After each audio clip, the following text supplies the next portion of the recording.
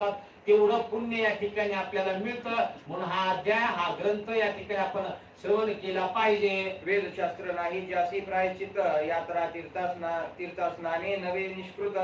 या अध्यायाचे श्रवण घडले एक चित्त ते भंजते सर्व दोष. एवढं तर या ठिकाणी वेदशास्त्र असतील त्याचा जर आपण वापर केला, प्रायश्चित्त घ्यायचं म्हटलं तर त्याच्यामध्ये काही पर्याय सांगितलेला नाही. हा अध्याय ऐकला तर निश्चितच तुम्हाला तीर्थयात्रा या ठिकाणी केलेल्या असतील किंवा नसतील केलेल्या किंवा काही का चूक झाली असेल, पाप झाला असेल, सगळं त्याच्यामुळे काय होईल, नष्ट होईल, तुम्हाला पुण्य मिळेल. म्हणून हा अध्याय किंवा हा ग्रंथ श्रवण करत असताना अतिशय मनोभाव या ठिकाणी श्रवण करा असं शिवदास गोमा हे कवी या ठिकाणी आहेत ते आपल्याला सांगतात. अरे हे सर्व शास्त्र महादुर्लभ हे इच्छित असे विदेश पद्मनाभ.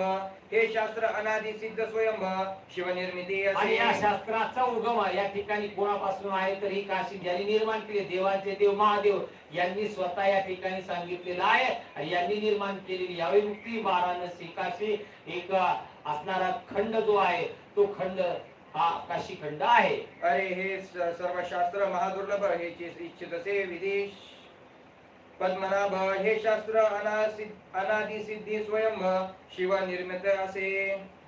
अरे हा संसार समुद्र थोरो नर मानव हा शतके उतरो म्हणून हे सर्व शास्त्र तारो निर्मिले शिवे. एवढं तर स्वतः महादेवाने हे निर्माण केलेलं आहे. मग तो स्त्री असो किंवा पुरुष असो सगळे जेवढे शास्त्र आहेत त्या सगळ्या शास्त्राचा सार जरी काढला तरी त्या ठिकाणी तो कमी आहे. अशा प्रकारचा हा काशी खंड अशा प्रकारचं काशी तीर्थक्षेत्र आहे जे स्वतः महादेवाने निर्माण केलेलं आहे. विश्वनाथा नाम उच्चारिता महादोष पराभवती न करिता चिंता वाराणसी गमन उच्चारिता तत्काळ मोक्षपद. फक्त आपल्या मुखातून त्या काशी विश्वनाथाचं नाव जरी उच्चारलं गेलं ना, वाचे म्हणता गंगा गंगा सकळ पापे होती भंगा, तसं त्या काशी विश्वनाथाचं उच्चार त्याचं नाव जरी या ठिकाणी आपल्या मुखातून आलं तर आपण एखादा महादोष आपण केला असेल, नजर चुकीने झाला असेल त्याचं सुद्धा क्षालन होतं. तरी या अध्यायाचे श्रवण या दोषा प्रक्षांसी वेदे चंदन की कर्म धर्माचो उपरी सुवर्ण कोणी ठाके. ग्रंथकर्ते या ठिकाणी सांगू लागलेले आहेत एखादं आपण वाईट कृत्य केलं, दोष या ठिकाणी झाला एखाद्या वृक्षाला, जसे एखाद्या झाडाला जर समजा कीड लागली किंवा त्या झाडावर रोग पडला तर ते झाड पूर्ण नष्ट होतं. तसं मनुष्य एक वृक्ष एक झाड आहे, त्याच्याकडनं कळत न कळत निश्चितच काहीतरी चूक होत असते, पाप होत असतं, दोष होत असतात आणि त्याचं क्षालन या ठिकाणी हा ग्रंथ श्रवण केल्यानंतर होईल. जैसे निशे विध्वंस रवी करे गे वज्रघाते चूर्ण होते गिरी तैसा कर्म मातंगासे केसरी. हा अध्याय अंधकार नाहीसा करण्यासाठी सकाळी ज्यावेळेस सूर्योदय होतो ना सगळीकडे प्रकाशमान होतो तस त्याच पद्धतीने या ठिकाणी ग्रंथकर्त्यांनी सांगितलेलं आहे.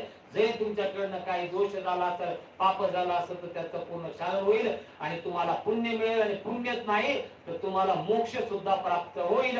पण त्या काशी विश्वनाथाचं तुमच्या मुखामध्ये सदा सर्वदा नाव असलं पाहिजे. स्वामी म्हणे ऋषी अगस्ती मजन सांगावे अध्यायाची फलश्रुती. मग त्या विश्वनाथाची पशुपती लय पावले शिव. अशा प्रकारे या ठिकाणी महादेव काय झाले, लय पावले म्हणजे गुप्त झाले. हे कथा शिवासी प्रश्नी भवानी तेची स्वामी से प्रश्नी अगस्ती मुनी. हे कथा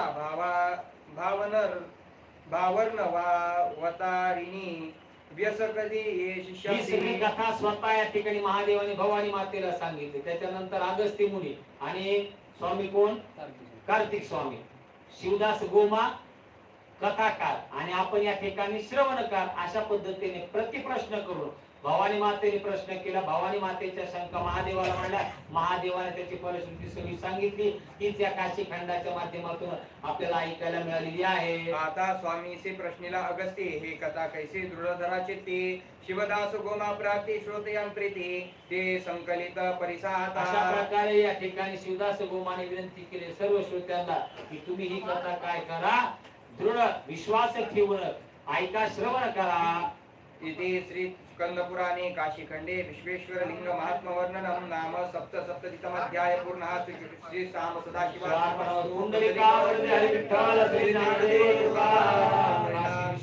भगवान की जय, भगवान की जय. अवधूत चिंतन श्री गुरुदेव दत्त की जय. श्री गुरुचरण सतगुरुजय प्रसादे